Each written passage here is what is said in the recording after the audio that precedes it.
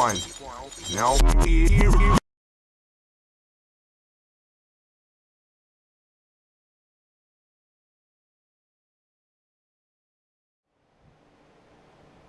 Hello everybody and welcome to part 2 of Rewind. Today I'm going to be revisiting one of my favourite franchises from when I was a child, and that's Dizzy. I'm sure a lot of you will be familiar with Dizzy, but for those of you that aren't, Dizzy is, to all intents and purposes, an egg. The Dizzy games are usually adventure games. I guess you call it adventure games, puzzle solving games, fetch quests. You know, item A solves problem B and you get item C from B, and etc, etc. Bubble Dizzy that we're looking at today though is a little bit of a departure from those games that Dizzy's fame came from. And it's a bit more of a puzzle arcade platformer that I actually didn't really like when I was a kid because it was just too hard. Don't be fooled by the lovable cartoon fish we see there on the intro, because these guys will irritate you the more you play the game. And the premise, as you can see, is you're basically ascending from the ocean floor on a series of randomly generated bubbles. I mean, I'm assuming they're randomly generated. But it's not just as simple as that. You actually have oxygen as well that runs out pretty sharpish. And I've never really liked games with any sort of time limit. And this is a time limit really, it's just disguised as oxygen. And it always put me on edge, and I suppose that kind of works towards building the fear of drowning, but when you're playing a Dizzy game you don't really want to have that drowning anxiety. And that's probably one of the reasons why I really didn't like this game. However, when I was thinking about revisiting Dizzy, it seemed like a good place to start because it's a bit more straightforward and you can basically showcase the game in a very short amount of time. The various fish that are swimming around that look friendly enough are actually drain your oxygen if you touch them. So getting to the top on its own on randomly generated bubbles with a time limit sounds hard enough, but the fish actually harm you. Now you notice there that the whale, even though it's technically not a fish, is probably, as far as my knowledge goes, the only exception to the rule in that it doesn't hurt you at all and you can actually ride on its back. So it's a pretty difficult game, and I'm doing alright here, but it could just fall apart at any minute if you don't get the right bubble coming in beneath you. That's it, it's curtains.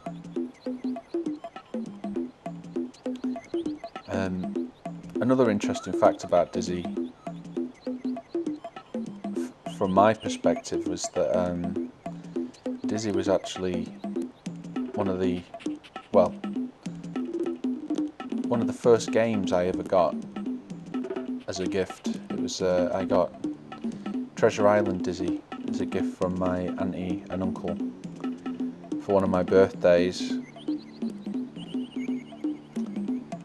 and I'm surprised I can remember that, but I distinctly remember getting it in one of the, I think it was a plastic case. It wasn't like one of the usual Amiga cases with the big cardboard box. It was a sort of like a smaller, slimmer plastic case. And the only other game I'd received prior to that was a game called Bomber Bob, which I might play at some point for this show. But you were basically a dog flying a plane, and it was a vertical shooter that was, again, pretty difficult. You know, games weren't messing about back then.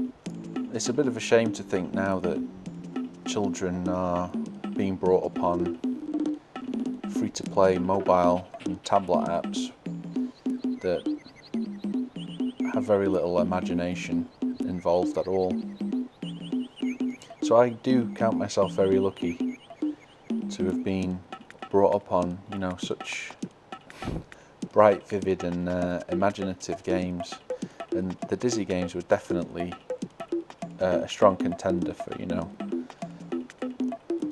very imaginative, stimulating game for a kid to play. Never really sure what the deal was with what was going on in Dizzy's sort of universe, but I was very obsessed, I guess, with Dizzy as a kid. I would draw Dizzy a lot. I would draw Dizzy's friends and family, which are showcased in some of the other games. Unfortunately, there are no other eggs in this game, but a supporting cast of nasty fish that are out for your oxygen, apparently. And I used to have dreams about the Dizzy games, dreams of solving some of the puzzles as well that I'd be stuck on. I would have dreams about them and figure them out in my dreams, and then the next day I'd wake up and know what to do. It sounds bizarre, but you know, my auntie and uncle and my parents will, if they were here, you know, they could give testament to that's true. This definitely wasn't my favourite Dizzy game. As I said, I had a very strong dislike for it, and I'm sure watching this is enough to make anyone feel as anxious as it is to play the game, especially with the music as well, the way it speeds up, and if you don't get that lucky bubble coming up at the right time, you can plummet all the way down to the bottom, and it is just the most soul-destroying feeling. And you know, some people might be really good at this game, and I'm kind of jealous of that, because I would love to be good at this game, and I'm sure I would have loved to be good at this game when I was a kid, and I'm not really doing much better now as an adult as I did when I was a kid. I don't think I ever got past like level 3 or 4.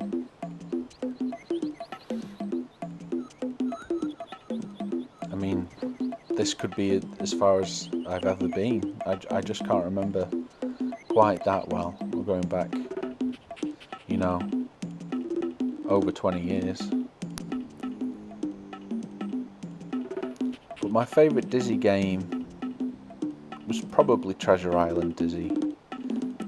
There are quite a few Dizzy games. They all have the basic premise to them that you start the game in some sort of room or prison or something, and you have to get out of that, and then once you get out you go on a journey helping people. I don't remember completing many Dizzy games. I definitely remember completing Treasure Island, but I can't remember completing too many of the other ones. I think it's Prince of the Oak Folk I might have completed as well. I seem to remember going up to heaven in that, and there's is it St. Nicholas? There's someone at the pearly gates anyway that you can talk to. It's pretty deep. But in that game you start off in a prison, and you know, you start off with a bucket and a leaf and a match, and you have to start a fire with the leaf and the match and put the fire out with the bucket, and you burn the door down in the prison, and you escape and you get out into the game.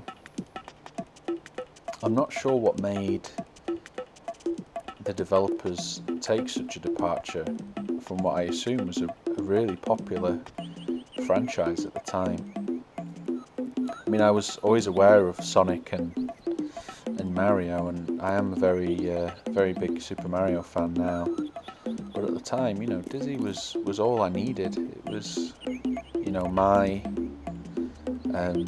introduction into gaming mascots. It was my first one. I know they tried to push Zool on the Amiga as well, but I never really connected with that much for some reason. I always associated it with the Chupa Chups lollies whenever I saw them, but I didn't really rate the game too much as it was probably aimed at my target age range. I was much more into Dizzy at the time, and what a great character to draw as well.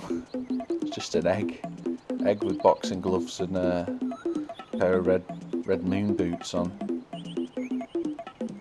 and you can do so much with that. Yeah, let me think of what other Dizzy games. I know there was another departure to the Dizzy series with Fast Food Dizzy. I mean, I'd like to play that again. Just thinking back to it now, it's kind of like a Pac-Man clone. You run around a maze and you're either collecting stuff and avoiding fast food, or you're collecting fast food. I can't really remember too well, but I'm sure that I'll be featured in future. But yeah, Bubble Dizzy. I mean, what else is there to say about this little gem? It's definitely worth having a go of. Out of all the games that I've ever played that have involved some sort of water section, this still gives me that feeling of drowning anxiety and the ticking of the clock or the oxygen. And I think it was just a little bit overwhelming for me as a kid, but now I can play this as an adult and appreciate it as a little bit of a hidden gem. Game over, player one. Oh well. That was fun though, right? I definitely enjoyed playing that again after all this time. And I hope you enjoyed watching it. Thanks for watching. And thanks for coming back, if indeed you have, and if you haven't, I hope to see you again in the future. Take care, guys.